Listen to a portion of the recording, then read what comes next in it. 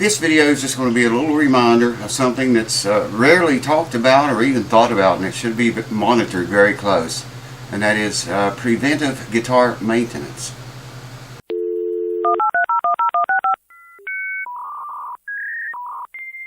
Guitar preventive maintenance. It's hardly ever talked about. It's not thought about, and it's not done nearly enough. And it can save you a lot of heartache in the long run. I'm going to get the camera and bring you over here in a minute and show you some things I'm talking about. But basically, I'm talking about everything on your guitar, especially if you play it every day, or if you're not playing it every day. If you put it away, I'm going to do a video on long-term storage too. That's not this video, obviously. Either way, you should check that guitar out. You should look for cracks in the finish, glue joints that are coming apart, loose screws. This guitar here has a strap button that screws on. I'll show you here in a minute. And that could work loose. You know, you stick your strap, maybe be playing and the strap come off of it. Oh Lord, that'd be bad on an instrument like this. But just all kinds of things, man. You should check them, you know, every month or so. And especially if you play them every day, check this stuff often. You know, all instruments vibrate, okay, from the vibration of the strings. Well, vibrations can loosen things, screws. We check the screws. Check, like I said, check for around your binding. Check for loose glue joints that may have vibrated or came apart. Look for cracks in the finish that maybe wasn't there before. If you catch some of this stuff, a lot of it, if you catch it, you know, early when you first see it or find it out, it can be fixed very easy. You can probably fix it yourself. But if you wait too long, you're going to have to send it to a guy like me, or send it to me. And this is another thing I want to talk about in this video, signaling your guitars. Anyways, I'm going to come over there and get you, and I'm going to bring you over here and I'll show you some things what I'm talking about. This is electric guitar, but this stands good for acoustics as well as electrics. Even acoustics, you should, if you don't play your guitar much, you should stick one of these, hygrometer, in your case, leave it in there 24 hours, check it the next day, make sure that guitar is living in a safe environment inside of that case, or wherever you keep your guitar at. And, you know, if you play it every day, you probably have an idea where the humidity levels in the wood are. But that'd be a long-term storage tip, I guess I'd call it. Anyways, I'm going to get you, bring you over here and show you what I'm talking about. Hold on. Here's what I was talking about with the strap button on this guitar. See? You could spin that right off of there, or it could vibrate loose and get loose and come off while you're playing it. But you know, just check things, man. Any moving parts like this, you know, drop a drop of oil in there now and then. Take a can of electronics cleaner, pop the knobs off. Unless you want to have a back cavity where you can get in there and get the stuff in, but you should spray them and work the guts out of them. It's going to keep them clean. Even if they don't make any noise, you should do that once in a while. A little oil in that, a little oil in the spring, a little oil here and here.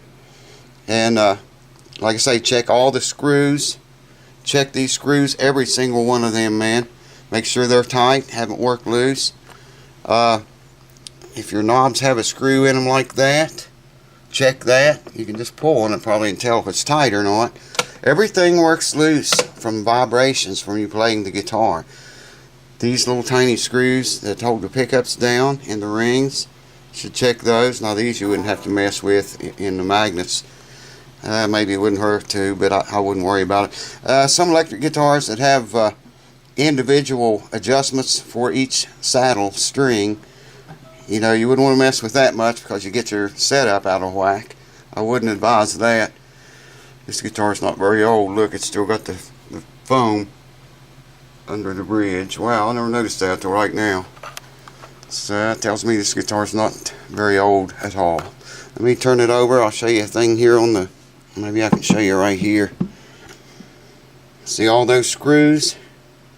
Screws going into the wood to your far left, and then a screw there in that gear, and another screw going into the wood, and that's just on one key. Check those, man. You get a lot of vibration on the end of your neck right here in this area, and they often work loose a lot of times. A lot of guitars will have screws in the buttons of the keys too, right in the center of the button right there, and you should check those. Don't get those too tight because it makes your key harder to turn. Just make sure it's snug. Alright, you've seen guitars with nuts that go over each peg. I've got some of my guitars have them. You know, just put a wrench on that and just check it. Don't tighten it up tight. You'll bust your finish on it if you go too tight with it. But just make sure it's snug, because if it's loose, especially if it vibrates, you're losing guitar energy by that vibration. I've got a video on that. I'm going to do another one on that too.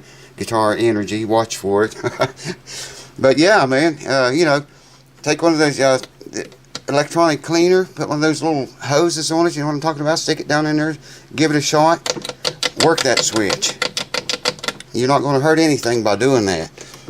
Work all the knobs very aggressively on it.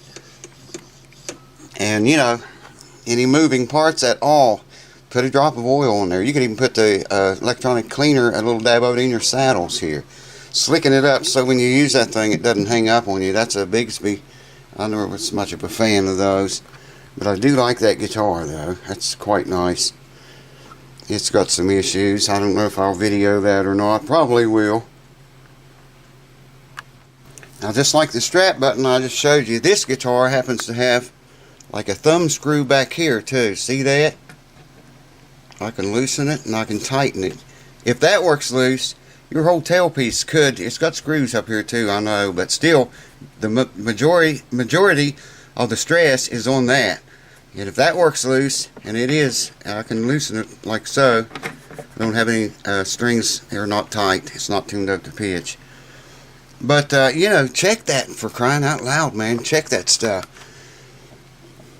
Any screws, all screws can work loose, and they will work loose if you let them go long enough. Now, like I say, these screws down here,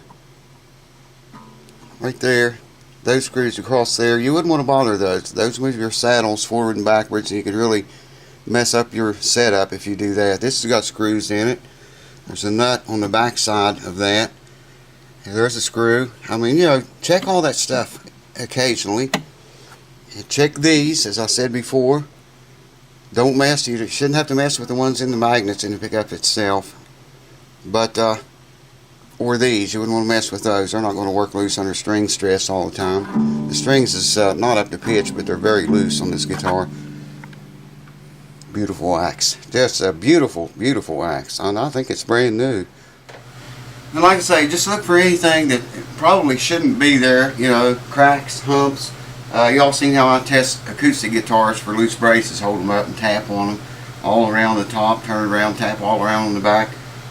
Especially if you play that guitar every day, or play it a lot, or a couple times a week, or 3. Check that stuff, man, and it could save you a lot of heartache in the long run. I wanted to make mention, you guys that want me to work on your guitars, if you just want to see a guitar on the channel and get it set up like it was never set up before, email me or send me a PM on Facebook and put guitar repair either in the subject line or as the first words in the body of the message, because I'll never see it. If you don't do that, I'll probably never see it. Which brings me to another thing. I'm sorry I can't answer all the PMs and emails I get. Man, I get so many hundreds a day just asking questions. How do I do this? How do I do that? Can you help me with this? Wow, guys, I'm sorry. You know, I can't email you back every single one. I do as many as I can, but I'm never going to get through all of those, and my apologies for it. Nobody can keep up with that. And it is every single day, man. I mean, I barely can read them all. So if you want me to work on your guitar, I'm not taking very many guitars right now, so, you know, you might want to, if you want your guitar worked on, want me to work on it right now, it'd be a good time, because I'm only taking a few right now. So thanks for watching, and I'll see you in a couple or 3 days. Well, I might show this guitar, the fix on it. It's got a lot of noise in the pots, and in particular in the output jack. So we're going to check that out, check the setup, check everything on it. So if I can show you that, I'll get the owner to find out for sure, and I'll show it to you if I can. Cheers. Thanks for watching. This has been a quick clip tip. Say it 10 times fast. Do it! And I'll see you next time. Cheers to you. Can't see. It's so bright. This is a ditch line that runs on this back street where I live, That ditch line's been there for 40 years probably. Runs along the side of my property. Well, it was a ditch line. We all know there's no cure for stupid. Check this out. There was a ditch here, and it ran off all the water that came from that hill up there. That's a pretty long, steep hill. A lot of water comes off of it. And this was the ditch. Now I put a culvert in here years ago. This is one of our driveways. I use it every day. This right here was the end of my culvert into the yard, into the culvert. A 25-foot, 18-inch culvert got buried here by the phone company. I'll show you the other end of the culvert. Right here's the other end of it. You can see what they did to it. That was 3 feet deep. They buried it. Why would the phone company do something like this, you ask? Well, they said there was an underground cable here. It runs from a light pole down there, it goes underground. They stick this thing in here on my property. Check it out. Before digging in this vicinity, please call telephone company. Well, what fucking telephone company do you call? I've called everyone in this area. None of them knows anything about any technicians, if you want to call them that, working in this area. Now, about 40 feet down here is the phone line in question. That's some nice work right there they did. That's where it goes underground. And they covered the entire, filled the entire ditch up. Wow. Can't fix stupid. You put stupid in heavy equipment and you really got a problem then. No, I really got a problem because I'm going to get all that water from that hill right in the backyard. Well, I'll get a hold of someone. That's my bitch for today. Bastards.